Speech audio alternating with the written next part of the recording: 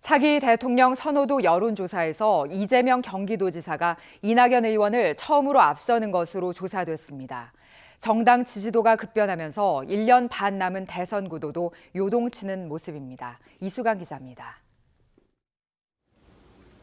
한국갤럽의 차기 대통령 선호도 조사에서 이재명 지사가 1위를 차지했습니다. 19% 대 17%.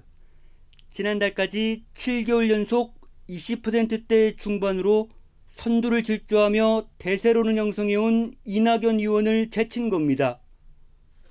여권 지지율이 급락하면서 후계자 이미지의 이낙연 의원보다 대체제 효과가 있는 이재명 지사가 떠오른 것이란 분석이 나옵니다.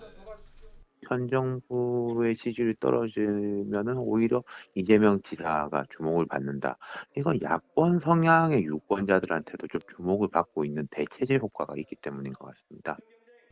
이재명 지사 측은 담담한 반응을 보였습니다. 정치는 언제나 국민들의 의사를 존중하고 또 국민들의 삶을 개선하는 것이어야 되는데 좀 더 그런 노력을 많이 해달라는 채찍으로 생각됩니다. 이낙연 의원은 국민의 실망과 답답함은 자신에게도 해당된다며 자신부터 되돌아보겠다는 입장문을 내놨습니다. 여권 지지도는 더 떨어졌습니다. 문재인 대통령 긍정평가는 39%, 부정평가는 53%로 취임 이후 최저치이자 이른바 조국 사태가 한창이던 지난해 10월 때와 동률을 기록했습니다.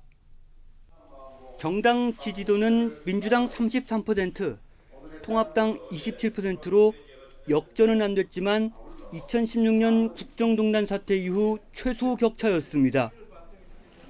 차기 대선까지는 1년 6개월, 정당 지지도가 급변하면서 대선 구도 역시 크게 흔들리고 있습니다. OBS 뉴스 이수강입니다.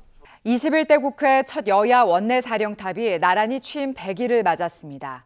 하지만 처음과 달라진 전국 상황에 원내대표의 희비가 엇갈리는 모습입니다. 정철호 기자입니다. 내일이 취임 100일인 주호영 통합당 원내대표. 지지율 역전이란 좋은 성적표에 일희일비하지 않겠다고 밝혔습니다.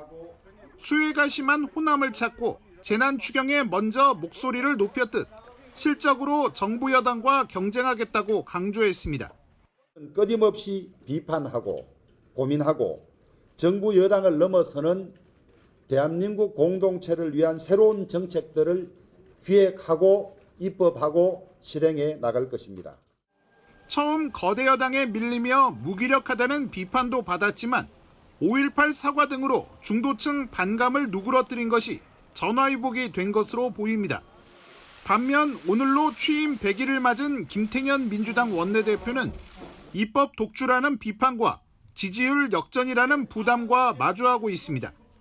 일하는 국회를 취임 일성으로 내걸고 불도저 리더십으로 원구성 협상과 3차 추경, 부동산 입법 등 성과를 이끌었지만 상황이 어려워진 겁니다.